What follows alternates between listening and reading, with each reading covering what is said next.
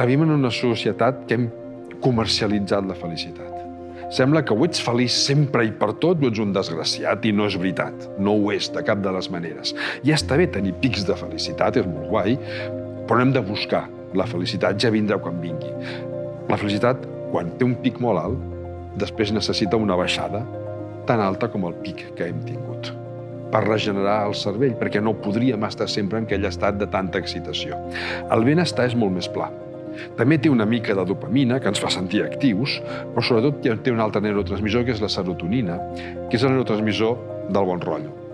Que és, estic bé, sent com soc, raonablement bé, que hi ha coses que m'agradaria canviar segur, però estic prou bé, sent com soc, fent les coses que faig, amb les persones amb les que estic.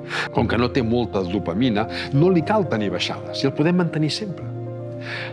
El benestar permet emocions desagradables, com la tristesa o la gelosia. La felicitat, al contrari.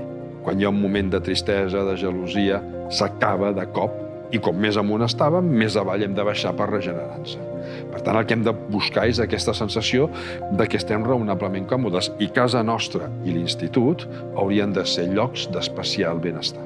Les arts acompanyen perquè ajuden a pensar sobre aquest estat. Jo puc expressar un malestar que en paraules potser em costarà dir-ho, però puc expressar a través d'un dibuix, d'una pintura o d'una composició musical, o a través del teatre i la dansa.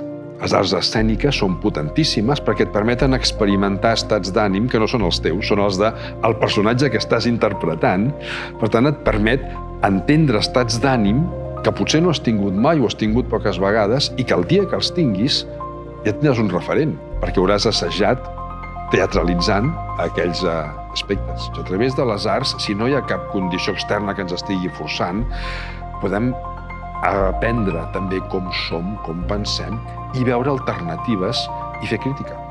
Les arts és una eina potentíssima de crítica social, que no és només per criticar, que ja és important fer-ho també, és per, un cop he fet aquesta crítica, després penso, i jo què hi puc aportar en tot això?